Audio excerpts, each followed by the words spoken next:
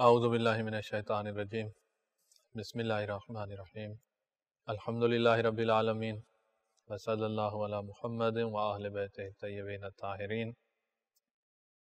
بارگاہ ملکوتی حرم امیر المومنین سے آپ کی خدمت میں حاضر ہیں۔ فقہی احکام پر گفتگو ہو رہی تھی۔ آج ہم پڑھ رہے ہیں کہ وہ کون سی صورتیں ہیں جن میں وضو کرنا واجب ہو جاتا ہے، کون سی صورتوں میں وضو واجب ہے، یہ ہمارا سوال ہے۔ جواب: تمام نمازیں، نماز جنازہ کے علاوہ تمام نمازوں کے لیے وضو کرنا ضروری ہے۔ واجب نمازیں ہیں ان کے لیے وضو واجب ہے، مستحب نمازیں ہیں نہیں پڑھتا کوئی تو کوئی گناہ نہیں ہے، لیکن جب پڑھے گا تو اس کے لیے وضو کرنا ضروری ہے، کیونکہ وضو کے بغیر ہوتی ہی نہیں ہے، وضو ان کی صحت کی شرط ہے۔ نمبر 1، نماز جنازہ کے علاوہ تمام واجب اور مستحب نمازوں کے لیے وضو کرنا ضروری ہے۔ نمبر 2، بھولے ہوئے سجدے کی قضا۔ کبھی نماز میں سجدہ بھول جاتا ہے، ایک سجدہ بھول جاتا ہے، پھر 2 بھول گئے ہیں تو نماز ہی باطل ہے۔ ایک سجدہ کیا، ایک بھول گیا، اور اگلی رکعت کے رکوع میں پہنچ کر اس کو یاد آ رہا ہے کہ میں تو ایک سجدہ چھوڑ کے آ رہا ہوں، تو اس نے نماز کے بعد سجدہ کی قضا کرنی ہے۔ اسی طرح اگر تشہد بھول جائے اور تیسری رکعت کے رکوع میں پہنچ جائے تو واپس نہیں آنا ہوتا، نماز کے بعد تشہد کی قضا کی جا سکتی ہے۔ تو یہ جو سجدہ کی قضا ہے اور تشہد کی قضا ہے، یہ وضو کی حالت میں کرنی ہے، تو یہاں پر بھی وضو ضروری ہے۔ اگر کسی کا وضو نماز کا سلام پڑھنے کے فوراً بعد وضو باطل ہو گیا ہے تو وہ وضو کرے اور اس کے بعد تشہد کی قضا کرے یا اس کے بعد سجدہ کی قضا کرے۔ نمبر 2، بھولے ہوئے تشہد اور سجدہ کو بجا لانے کے لیے وضو کرنا ضروری ہے، کہ جب اس کا وضو باطل ہو گیا ہے پہلا وضو تو آپ وضو کرنا ہوگا۔ تیسرا مورد جہاں پر وضو واجب ہے وہ ہے واجب طواف، خانہ کعبہ کا واجب طواف۔ واجب طواف وہ ہوتا ہے جو حج کا رکن ہے یا عمرہ کا رکن ہے، چاہے حج مستحب ہو یا عمرہ اس پر مستحب ہے، مستحب عمرہ کر رہا ہے، یا واجبی عمرہ ہو، واجبی حج ہو، حج کا جو رکن ہوتا ہے وہ طواف واجب ہے۔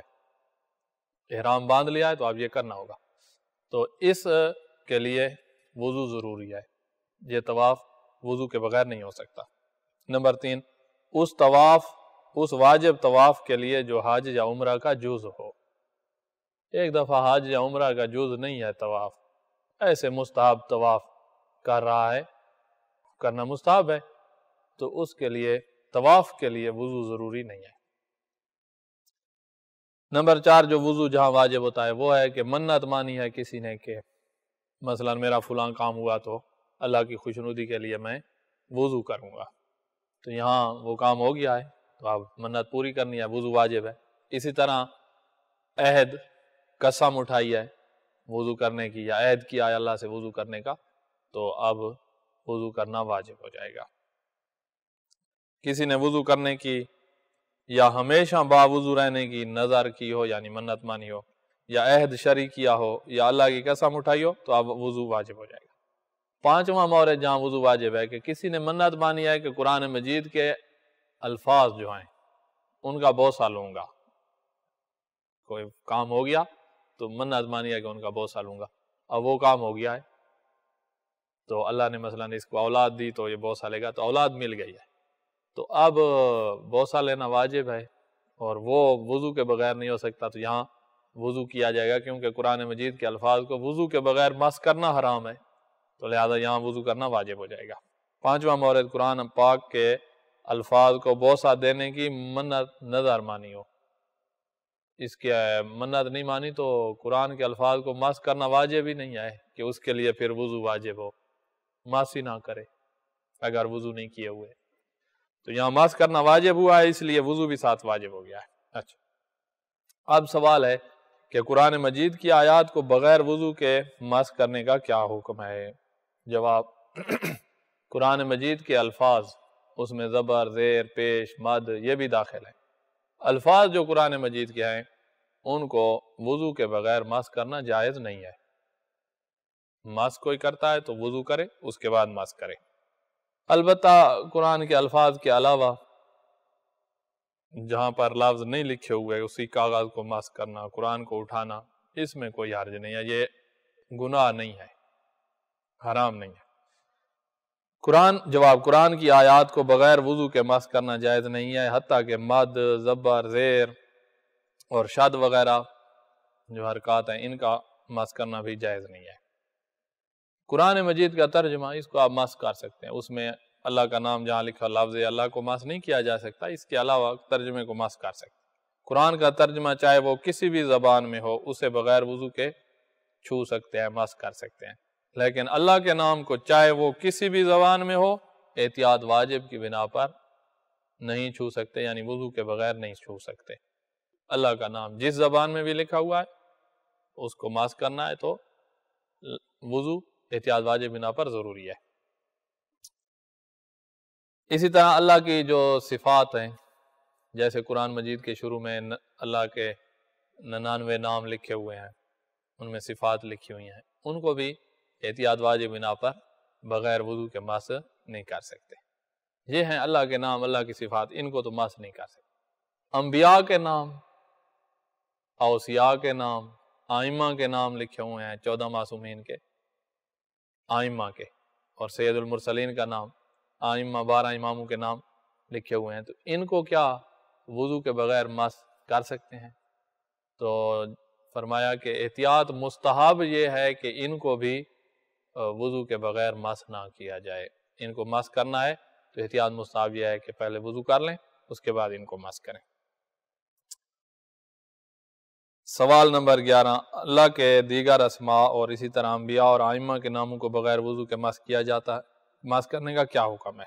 جواب، اللہ کے اسماء اور صفات جیسے رحمان، خالق، رب کو بھی بغیر وضو کے احتیاط واجب کی بنا پر نہیں چھو سکتے۔ یہ ہو گیا اللہ کے نام اور صفتیں، اور احتیاط مستحب کی بنا پر انبیاء، اوصیاء، 14 معصومین علیہ السلام کے ناموں کو بغیر وضو کے مس نہیں کر سکتے، یہ احتیاط مستحب ہے۔ آگے سوال ہے کہ وضو کرنا، یہ موارد آپ نے ذکر کیے جہاں وضو کرنا واجب تھا، وضو کرنا مستحب کب ہوتا ہے؟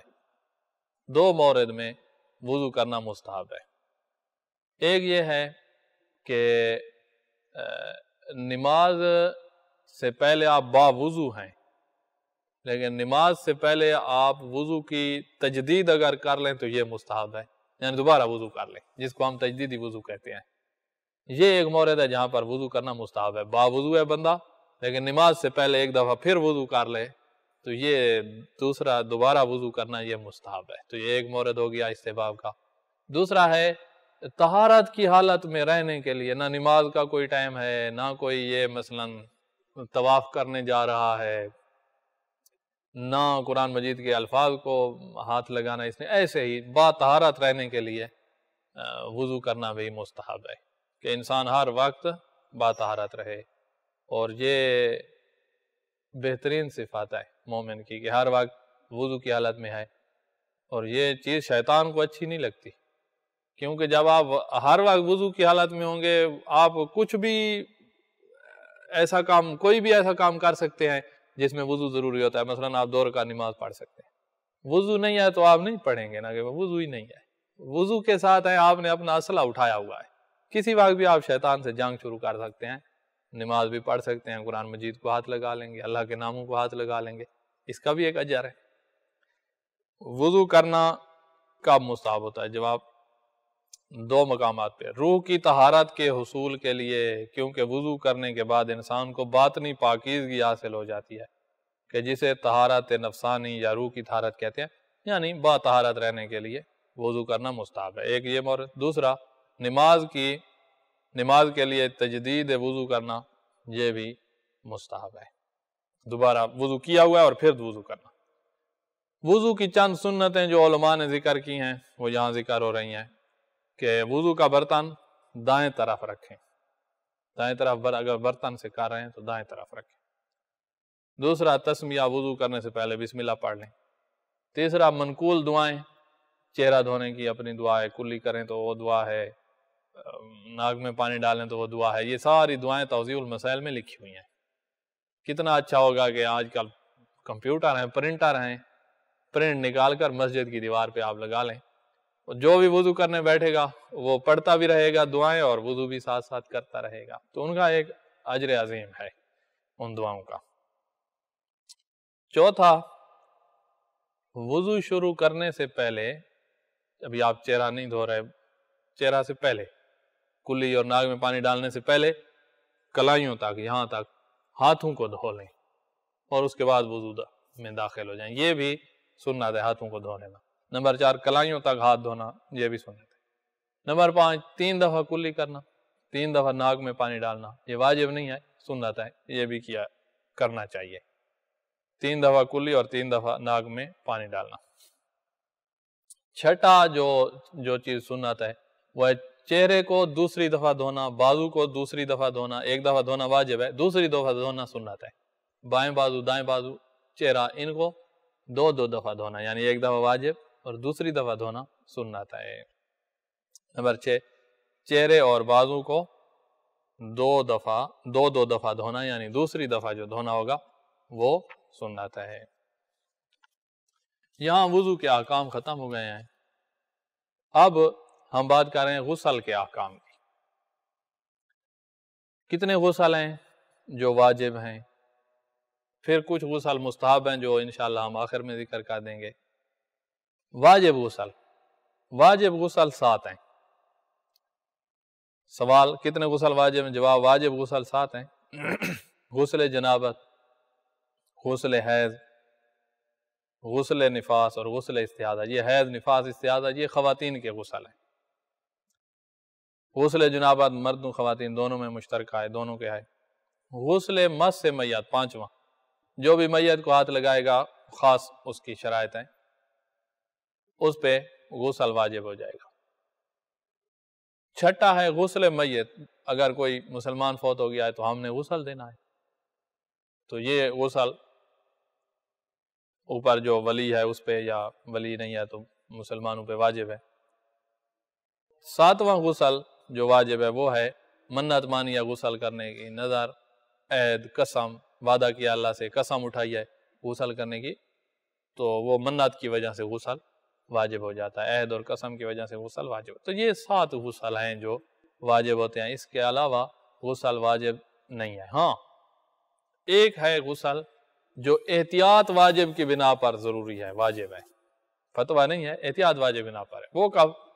کہ جب سورج گرہن لگے، چاند گرہن لگے، اور آدھا سورج گرہن نہیں ہے، مکمل سورج گرہن، جس میں بالکل سورج کے آگے مکمل چاند آ جاتا ہے، سورج گرہن مکمل ہوتا ہے، یا چاند گرہن مکمل ہے اور آپ دیکھ رہے ہیں چاند گرہن لگا ہوا ہے، سورج گرہن لگا ہوا ہے، اور جان بوجھ کر خدا نخواستہ کسی بندے نے نماز آیات نہیں پڑھی ہے، سورج گرہن مکمل تھا، چاند گرہن مکمل تھا، جان بوجھ کر نماز آیات نہیں پڑھی، تو اب اس نے نماز آیات کی قضا پڑھنی ہوگی۔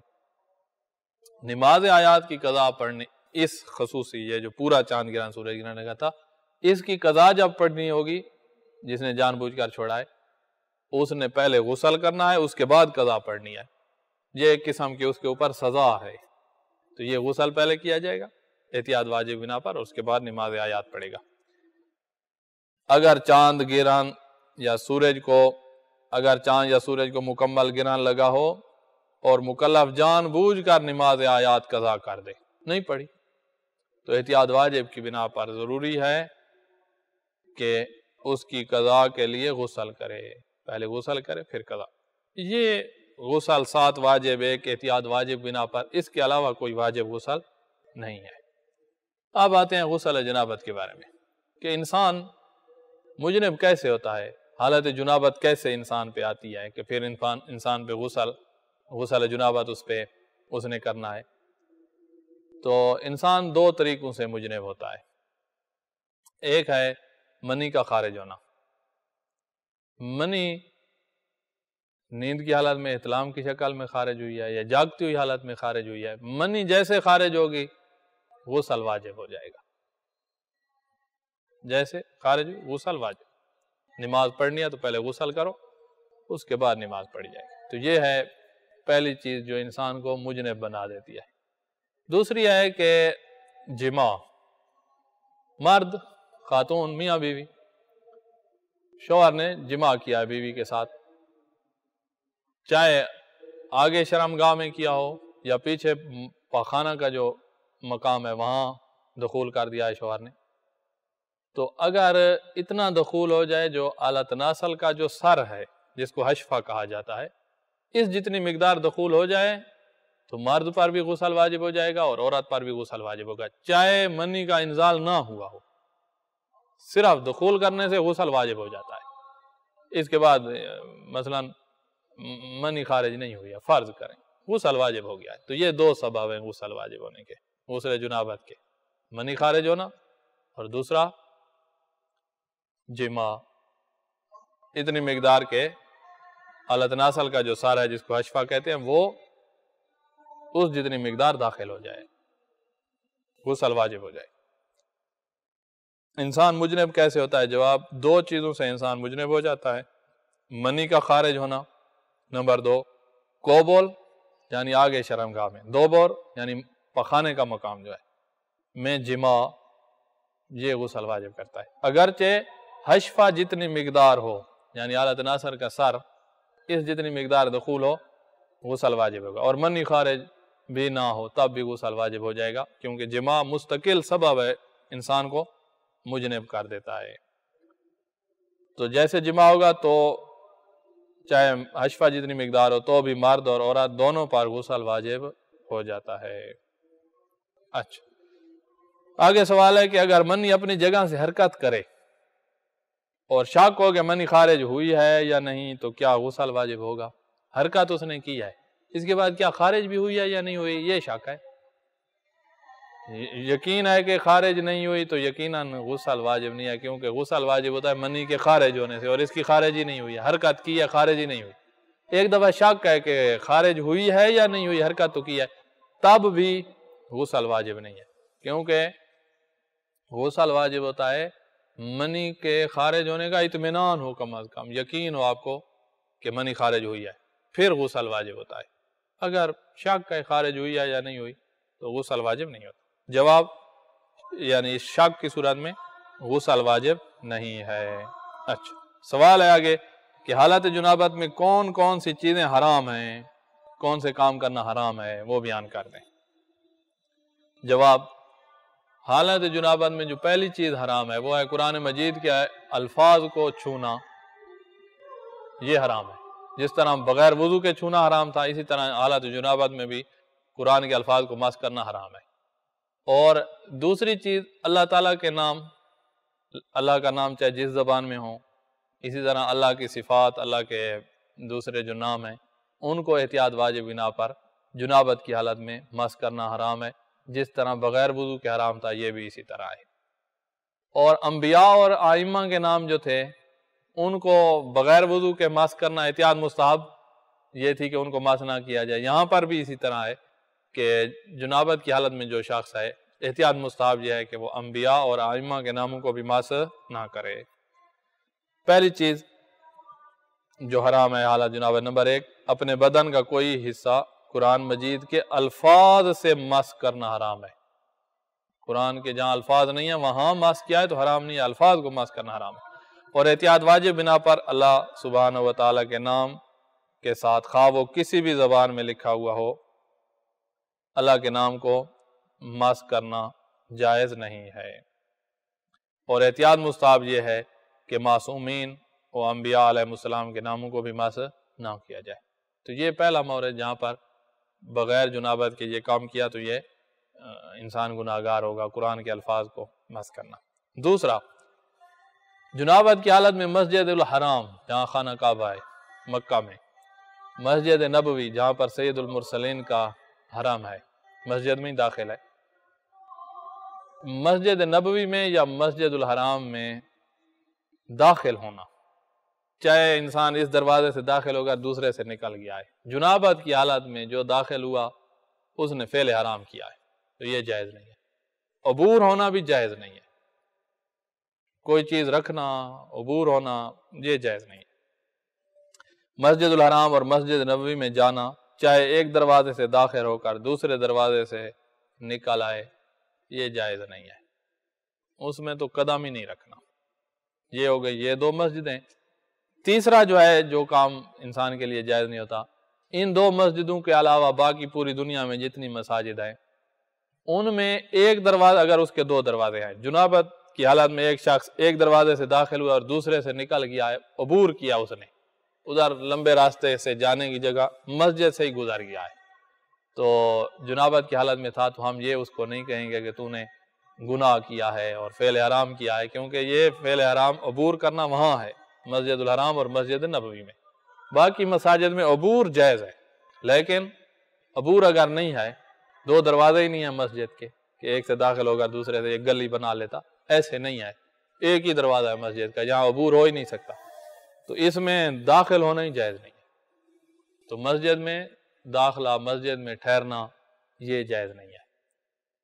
اور جو مسجد سے باہر کھڑا ہے اس کے لیے احتیاط واجب بنا پر یہ جائز نہیں ہے کہ کوئی چیز مسجد سے باہر کھڑے ہوئے کوئی چیز مسجد میں رکھ دے، یہ اس کے لیے احتیاط واجب بنا پر جائز نہیں ہے۔ اسی طرح اگر کسی کو عبور کرنے کی اجازت ملی ہے ان دوسری مساجد میں تو وہ عبور ہی کر سکتا ہے، کوئی چیز مسجد میں رکھ نہیں سکتا۔ تو مسجد میں داخل ہونا دوسری مساجد میں عبور کے علاوہ مسجد میں داخل ہونا جائز نہیں ہے۔ نمبر 3، مسجد الحرام اور مسجد نبوی کے علاوہ دوسری مسجدوں میں ٹھہرنا حرام ہے، بلکہ کسی چیز کو اندر رکھنے یا اٹھانے کے لیے داخل ہونا یہ حرام ہے۔ اسی طرح احتیاط لازم کی بنا پر گزرتے ہوئے یا باہر سے کوئی چیز اندر رکھنا حرام ہے۔ گزرنا حرام نہیں ہے، گزرتے ہوئے کوئی چیز رکھنا احتیاط لازم بنا پر حرام ہے، باہر کھڑے ہو کر کوئی چیز اندر رکھنا احتیاط لازم بنا پر حرام ہے۔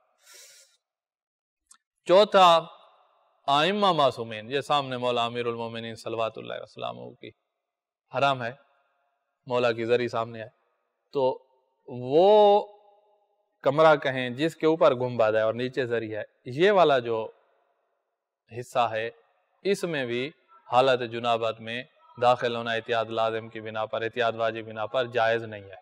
صحن ہے، صحن میں کوئی بندہ اگر جنابت کی حالت میں ہے تو کوئی مسئلہ نہیں ہے، وہ جگہ جو مسجد شمار نہ ہو، اگر کوئی جگہ صحن کی مسجد ہے تو پھر تو مسجد کے احکام آ جائیں گے۔ صرف صحن ہے، نہ مسجد ہے اور نہ ہی وہ گنبد والا کمرہ ہے، تو صحن میں اگر کوئی جنابت کی حالت میں ہے تو ہم یہ اس کو نہیں کہہ سکتے کہ تم فعل حرام کر رہے ہو۔ صحن میں ہے، جو برآمدے ہیں، رواق ہیں، ان میں ہے، تو اس کو ہم یہ نہیں کہہ سکتے کہ تو حرام کر رہا ہے۔ اس کمرے میں داخل ہونا احتیاط واجب بنا پر جائز نہیں ہے جہاں گنبد ہے اور نیچے مولا کی قبر ہے اور مولا کی ذریعہ۔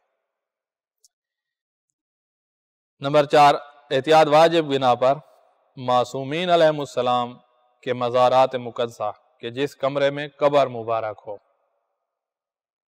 مزارات مقدسہ بھی مذکورہ حکم میں مسجد کی طرح ہیں، یعنی ان میں بھی داخل نہیں ہو سکتا۔ مومنات آتی ہیں، خواتین یہاں حرم میں پاکستان سے اور حالت حیض میں ہے، تو وہ اس گنبد والے کمرے میں داخل نہ ہو اور باہر بیٹھ کر زیارت پڑھ سکتی ہے، صحن میں آ سکتی ہے، رواق تک آ سکتی ہے جو برآمدے ہیں، وہ جو اذن دخول لے کر جب ہم داخل ہوتے ہیں اس کمرے میں داخل نہ ہو۔ نمبر 5 جو جائز نہیں ہے حالت جنابت میں، وہ ہے وہ آیات جن کے پڑھنے سے سجدہ واجب ہو جاتا ہے، ان آیات میں سے کسی آیت کا پڑھنا، یہ بھی ان آیات کا پڑھنا بھی جائز نہیں ہے۔ اور وہ 4 آیتیں ہیں قرآن مجید میں، ایک 21 پارہ میں آئے، ایک 24 میں آئے، ایک 27 میں آئے، ایک آیت 30 پارے میں آئے، وہ یہاں ذکر ہے۔ نمبر 5 ان آیات میں سے کسی ایک آیت کا پڑھنا جن کے پڑھنے سے سجدہ واجب ہو جاتا ہے، یہ پڑھنا حرام ہے۔ وہ آیتیں یہ ہیں، سورۃ سجدہ الف لام تنزیل جو ہے 21 پارے میں، اس کی آیت نمبر 15، سورۃ حامیم فصلت جو ہے اس کی آیت نمبر 37 24 پارے میں، سورہ والنجم اس کی آخری آیت یہ 27 پارے میں ہے، اور سورۃ علق اس کی بھی آخری آیت یہ 30ویں پارے میں ہے، اقرأ بسم ربک الذی خلق، اس سورہ کے آخر میں جو آیت ہے۔ اب ہے سوال نمبر 5 کہ حالت جنابت میں کون سی چیزیں مکروہ ہیں؟ تو فقہا نے مکروہات ذکر کیے ہیں حالت جنابت میں، یہ کام مکروہ ہے، یہ مکروہ ہے، ان میں سے چند ہم یہاں ذکر کر رہے ہیں۔ جن کو آپ رجائے مطلوبیات کی نیت سے ترک کریں گے۔ رجائے مطلوبیات کا معنی یہ ہوتا ہے کہ ہم ثواب کی امید سے، اس امید سے کہ رب العالمین نے ہم سے یہ چیز طلب کیا ہے، ہم انجام دے رہے ہیں، ورنہ جو ان کی روایات ہیں تھوڑی روایات ضعیف ہیں، جس کی وجہ سے ہم یہ نہیں کہتے کہ شریعت میں یقیناً یہ حکم ہے، ہم اس امید سے ان کو چھوڑ رہے ہیں کہ ہو سکتا ہے شریعت میں یہ حکم ہو۔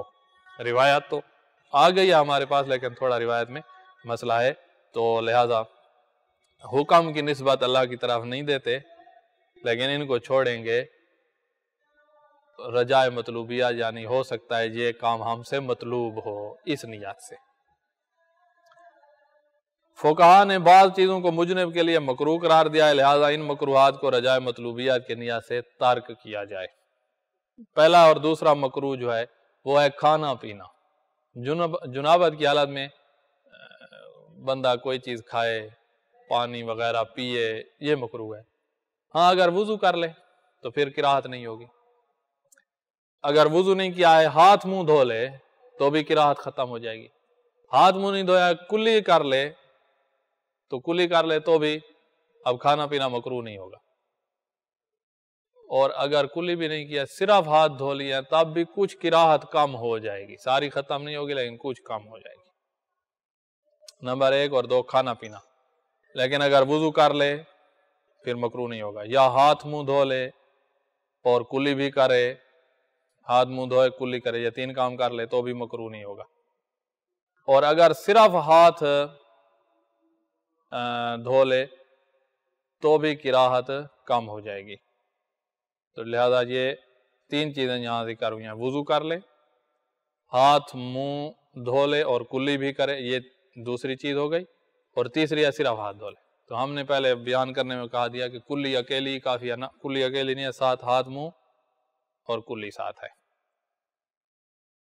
اور تیسرا کام جو مکروہ ہے، قرآن مجید کی 7 آیات سے زیادہ ایسی آیات پڑھنا جن میں سجدہ واجب نہیں ہے۔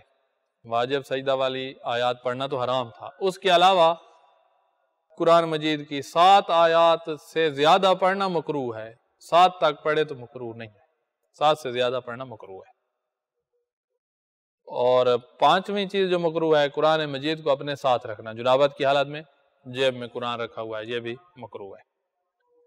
6ٹھا کام جو مکروہ ہے، جنابت کی حالت میں بندہ سو گیا ہے، احتلام ہوا ہے، مثلا ایک بندے کو جاگا ہے، جاگ کر غسل کرنا، وہ سو گیا ہے جنابت کی حالت میں، تو یہ مکروہ ہے سونا۔ لیکن اگر وضو کر رہے تو مکروہ نہیں ہے، ویسے سونا مکروہ ہے لیکن وضو کر کے سوئے تو پھر مکروہ نہیں ہے۔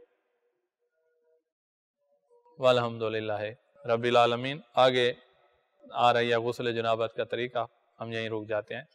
وصلی اللہ علی محمد وآلہ الطیبین الطاہرین۔